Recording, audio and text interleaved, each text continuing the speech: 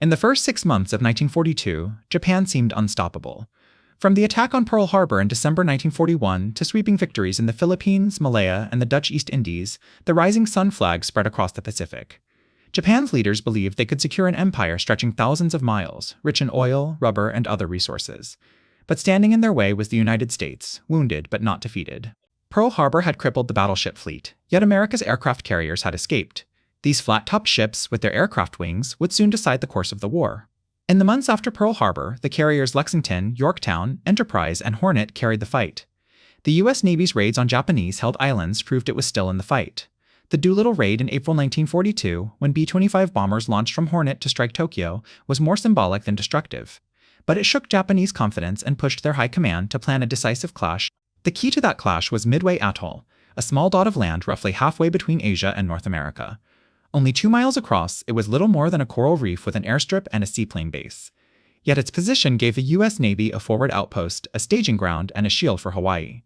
Japan's Admiral Isoroku Yamamoto believed that by attacking Midway, he could lure out the remaining American carriers and destroy them in one massive blow. From Japan's perspective, the strategy seemed sound. Their fleet still outnumbered and outgunned the Americans. But there was one factor Yamamoto did not anticipate. American cryptanalysts had broken much of the Japanese Navy's code. Station Hypo in Hawaii, led by Commander Joseph Rochefort, intercepted messages that pointed toward a planned strike at AF. Clever tests confirmed that AF meant Midway. For the first time, the U.S. Navy knew when and where the Japanese would attack. This intelligence gave Admiral Chester Nimitz, commander of the Pacific Fleet, a chance to prepare. He reinforced Midway with aircraft and marines. He positioned his carriers northeast of the atoll, hidden and waiting. For the first time since the war began, the United States would meet Japan not as a victim of surprise, but as an opponent ready for battle. The stage was set for one of the most decisive clashes in naval history. In early June 1942, 4 Japanese carriers steamed toward Midway, unaware that 3 American carriers lay in wait. What happened next would change the course of the Pacific War forever. Admiral Isoroku Yamamoto was the mastermind of Japan's naval strategy. A veteran of the Russo-Japanese War and a man who had studied in the United States, he understood both Japan's strengths and its weaknesses.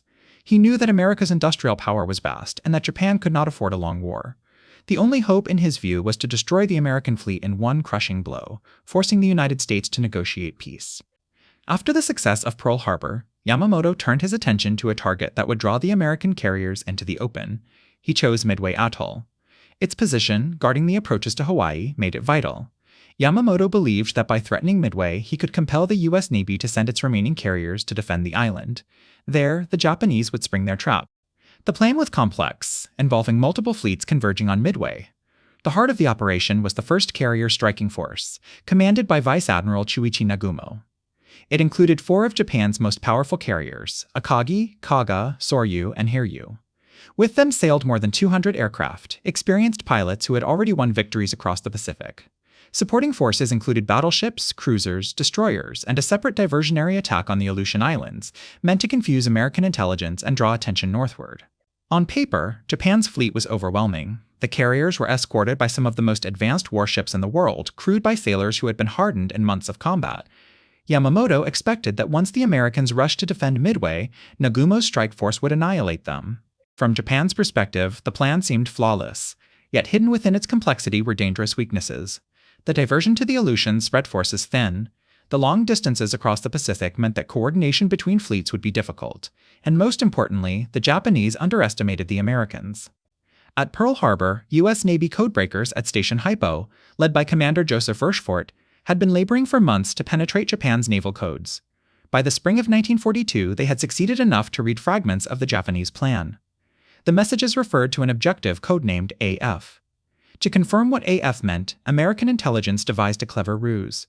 They instructed Midway's garrison to send an unencrypted message complaining of water shortages.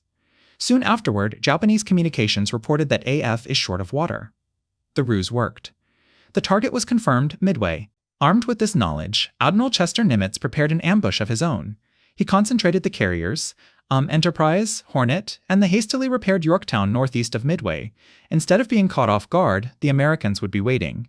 The stage was set for a clash of carrier forces unlike anything the world had yet seen. In early June 1942, 2 powerful fleets moved toward each other across the vast Pacific. Yamamoto sought to destroy the U.S. Navy once and for all. Nimitz hoped to turn the tide of the war. At Midway, one of history's decisive battles was about to begin. On the morning of June 4, 1942, Japanese planes roared off the decks of Akagi, Kaga, Soryu, and Hiryu. Their target was Midway Atoll. Waves of bombers swept across the island, cratering the runways and setting fuel tanks on fire. Yet the American defenses held. Marine fighters rose to challenge the attackers, suffering heavy losses but forcing the Japanese to expend fuel and ammunition. Midway's airfields were battered, but still usable. Even as Midway endured its first strikes, American forces were striking back. Bombers and torpedo planes launched from the island and from the carriers, Enterprise, Hornet, and Yorktown. The attacks were scattered and poorly coordinated. Many aircraft never returned. Slow torpedo planes pressed in bravely against Japanese carriers, only to be cut down by swarms of Zero fighters. The sea became littered with burning planes. Yet these doomed attacks accomplished something vital. They drew down the Japanese combat air patrol and disrupted Nagumo's decision-making. Admiral Nagumo now faced a dilemma. He had launched his first wave against Midway, but reconnaissance reports suggested American carriers might be nearby. Should he rearm his planes with weapons for attacking ships, or send another strike against Midway? As he hesitated, crews below deck shifted bombs and torpedoes, stacking them dangerously in hangars. Timing would prove critical. Shortly after 10 o'clock that morning, at about 20 past, U.S. dive bombers appeared high above the Japanese fleet. They had been guided by a combination of luck, skill, and sacrifice. While torpedo squadrons had drawn enemy fire, dive bombers from Enterprise and Yorktown found the Japanese carriers almost unprotected. In minutes, they changed the course of the war. From near-vertical dives, bombs slammed into the decks of Akagi, Kaga, and Soryu. Fuel lines ignited. Ammunition exploded. Within minutes, 3 of Japan's frontline carriers were raging infernos. Pilots and sailors tried desperately to save their ships, but the damage was beyond control. The heart of Japan's striking force had been gutted. Only Hiryu remained operational. Its crew launched desperate counterattacks. Dive bombers struck Yorktown, rocking the American carrier with explosions and fires. Though damage control teams worked furiously, the ship was left dead in the water. Later in the day, more bombs and torpedoes would finish her. Yorktown, veteran of the Coral Sea, would finally sink. But the Americans were not finished. In the afternoon, dive bombers from Enterprise and Hornet found Hiryu. Their attacks left the carrier a burning wreck. By nightfall, all 4 Japanese carriers lay sunk or sinking beneath the Pacific waves. The cost had been heavy. Dozens of American planes and crews were lost. Yorktown went down. Yet the victory was overwhelming. Japan had lost over 300 planes, 4 carriers, and many of its most experienced aviators. The U.S. Navy had seized the initiative. At Midway, the tide of the Pacific War had turned. By the evening of June 4, 1942, the waters around Midway were strewn with burning wreckage. 4 of Japan's frontline carriers, Akagi, Kaga, Soryu, and Hiryu, were gone. Once the pride of the Imperial Navy, they now lay on the ocean floor. With them went more than 300 aircraft and many of Japan's most experienced pilots and deck crews. These men had been the sharp edge of Japanese naval power, trained since before the war. Replacing them would prove nearly impossible. The Americans too had suffered.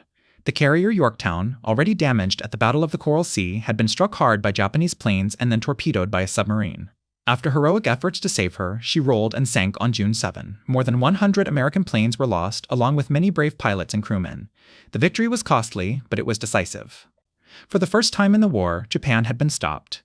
Its plan to lure and crush the U.S. fleet had failed. Instead, Japan's striking power had been gutted in a single day. No longer could the Imperial Navy easily project its strength across the Pacific. The myth of invincibility, built at Pearl Harbor and in the early conquests, had been shattered. Strategically, Midway was the turning point. Before June 1942, Japan had been on the offensive, advancing across the Pacific and Southeast Asia. After Midway, the initiative shifted to the United States. Japan would still fight fiercely, defending its vast empire in places like Guadalcanal, the Solomons, and the Philippines. But it would never again seize the momentum. For the United States, the victory provided more than just a military advantage. It boosted morale at home, proving that the Navy could match and defeat the Japanese fleet. It gave confidence to commanders and fighting men alike. And it bought time. American shipyards, already working at full capacity, now had the chance to launch new carriers and train fresh air crews. The balance of power began to tilt. Admiral Nimitz, reflecting on Midway, called it our most important victory. Historians have often agreed. In a matter of hours, the course of the Pacific War had changed. Japan's dream of forcing America into a negotiated peace was gone. The conflict would now become a long and grinding struggle, one in which American industry and manpower would prove decisive. Midway also highlighted the new reality of naval warfare. Battleships, once the symbols of sea power, had played little role. Instead, aircraft carriers and their air wings had decided the outcome. Victory belonged to the side that could launch planes quickly, strike accurately, and control the skies. In the Pacific, the age of the carrier had arrived. The wrecks of Akagi, Kaga, Soryu, Hiryu, and Yorktown rest today beneath the Pacific. They are silent witnesses to the ferocity of June 1942 and to the moment when the tide of war turned. The Battle of Midway was not just a clash of carriers. It was the turning point of the Pacific War. If you enjoyed this video and would like to see more history brought to life, don't forget to like, share, and subscribe for future episodes.